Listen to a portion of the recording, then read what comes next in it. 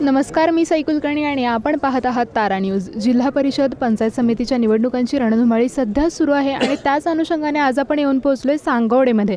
तर इथल्या उमेदवारांची निवडणुकीबद्दलची नेमकी काय भावना आहे, त्यांचा विकासाचा आराखडा कसा असेल हे आपण जाणून घेण्याचा प्रयत्न करूया. नमस्कार सर, आपलं नाव?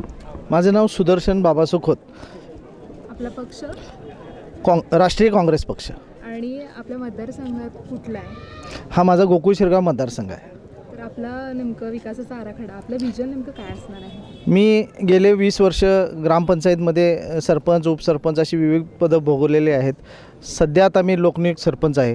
माझ्या गावापुरतं मी म्हणजे ज्येष्ठ नागरिकांच्या पेन्शन योजना असतील किंवा श्रावण योजना असतील, गावातील मूलभूत सुविधा जे रस्ते, गटर, लाईट, पाणी ह्याच्या अंमलबजावणी जवळजवळ 100% आम्ही गावामध्ये झालेले आहेत.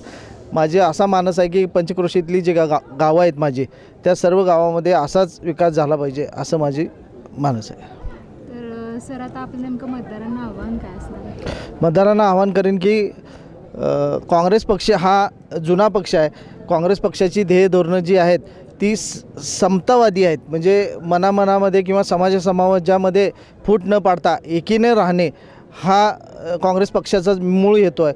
त्या काँग्रेस पक्षाच्या पाठीशी सर्व जनतेने राहावं असं मी विनंती करेन.